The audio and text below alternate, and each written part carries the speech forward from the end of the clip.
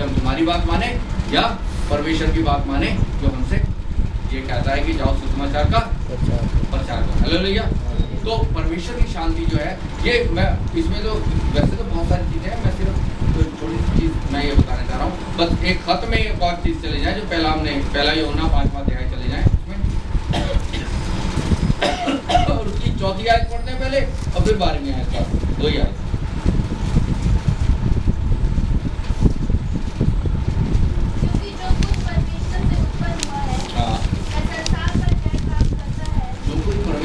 हुआ है। देखिए, अगर आप में परमेश्वर की शांति आ जाए, मेरे में शांति आ जाए, परमेश्वर की क्षमा आ गए, तो हम कैसे उत्पन्न हो गए? परमेश्वर से उत्पन्न हो गए हम। परमेश्वर, और जो परमेश्वर से उत्पन्न हो जाता है वो संसार पे विजय प्राप्त करता है। मैं आप पे विजय नहीं प्राप्त करता हूँ। हालेलुया। बड़ा ध्यान रखिए, कई दफा मैंने देखा है कि हम लोग बहुत गलती कर जाते हैं। हम इस विजय को ये सोचते हैं कि मैं शायद पप्पू भाई पे विजय प्राप्त कर गया, मैं शायद पादरी साहब पे विजय प्राप्त कर गया, मैं शायद बहन पे विजय प्राप्त कर गया। हरगिज़ नहीं, यह हो ही नहीं सकता। मैं एक मसीह दूसरे मसीह पे विजय प्राप्त नहीं कर सकता। वो काय पे विजय प्राप्त करता है? संसार पे। और संसार के लिए परमेश्वर के वचन में लिखा हुआ है कि परमेश्वर ने संसार से ऐसा प्रेम किया, जो दागी है, जो पापी है, जो गुनहगार है, उस संसार के लिए परमेश्वर कह रहा है कि उस संसार पे मैं और आप क्या करते हैं? विजय प्राप्त करते हैं। उस संसार के कामों पे विजय प्राप्त करते हैं। हम एक दूसरे पे विजय प्राप्त नहीं करते, क्योंकि हम तो सब मसीह के खून खरीदे। हालेलुया। क्योंकि मसीह तो हम सबका प्रेम करता है। और इसलिए अजीजों, कई दफा हमें इसको समझने में बहुत देर हो जाती है, हमारा पूरा जीवन खर्च हो जाता है और हमें कुछ समझ में नहीं आता कि हम क्या कर रहे थे, हम क्या कर रहे थे। परमेश्वर आज ये बता रहा है बिल्कुल साफ कि क्योंकि जो कुछ परमेश्वर से उत्पन्न हुआ है, आप और मैं कैसे उत्पन्न हो गए हैं? क्या तो मैं इनकार कर दूं कि आप परमेश्वर से उत्पन्न ही नहीं हुए। और जब अगर आप परमेश्वर से उत्पन्न हो गए हैं, तो फिर वो क्या करता है? संसार पे जय प्राप्त करता है, एक दूसरे पे जय प्राप्त नहीं। हालेलुया। हम तो क्या है? हम तो मसीह के बदन के हिस्से हैं, सारे के सारे, है ना।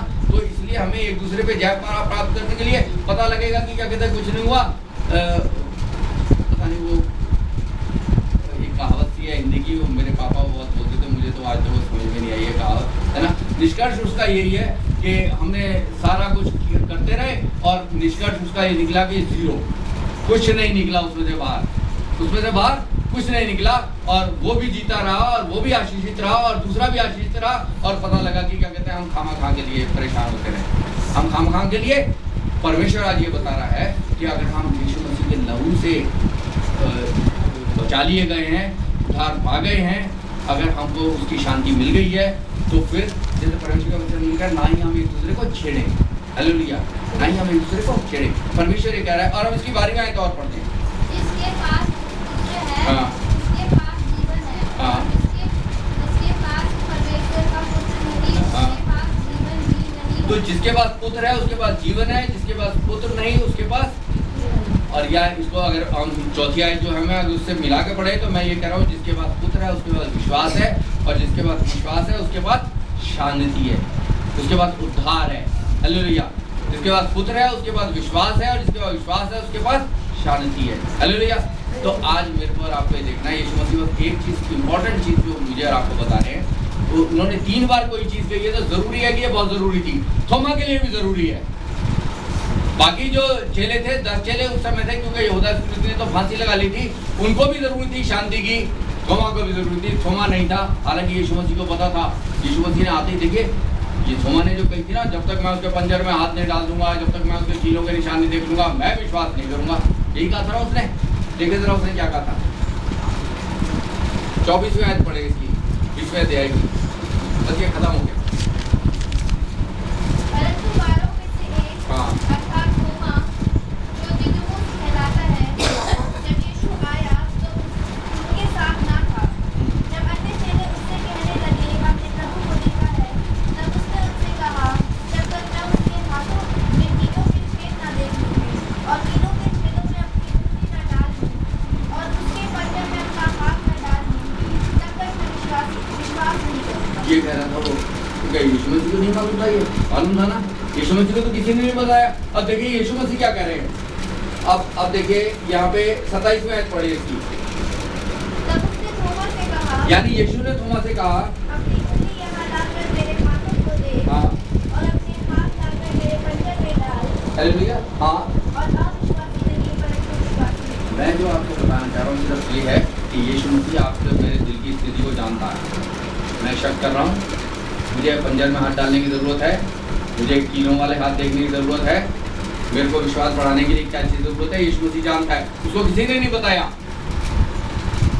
लेकिन यीशु मसीह, मैं ये बता रहा हूँ कि जब 10 को उसने कहा कि तुम्हें शांति मिले, 2 बार कहा, उन्होंने कहा कि थोमा नहीं है, अब की दफा थोमा मिला है।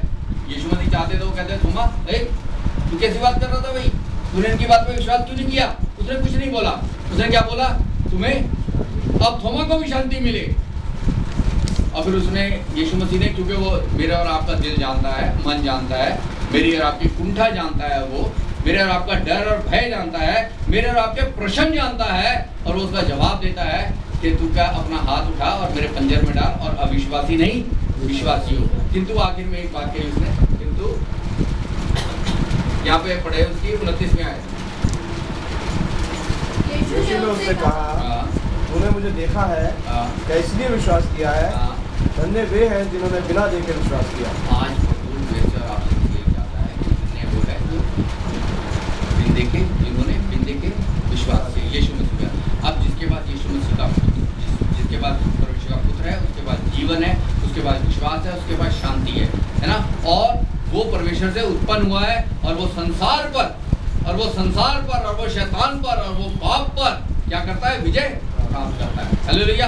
परमेश्वर आज अपने वचन में बस मुझे और आपको छोटी बात ये बताना चाह रहा है कि इस शांति के बगैर मेरे में और आप में दिलेरी और साहस नहीं आएगा।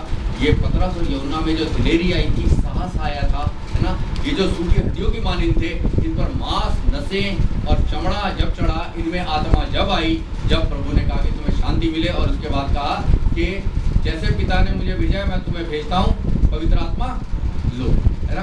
प्रभु ने आज मुझे और आपको पवित्र आत्मा देकर संसार में भेजा है, अपनी शांति देकर संसार में भेजा है, और वो कह रहा है कि अब जो विश्वास उस पर करेगा, है ना, उसके पास परमेश्वर का पुत्र है, वो परमेश्वर से उत्पन्न हुआ है, उसके पास उसकी शांति है, और उसके पास अनंत जीवन है। परमेश्वर अपने वचन के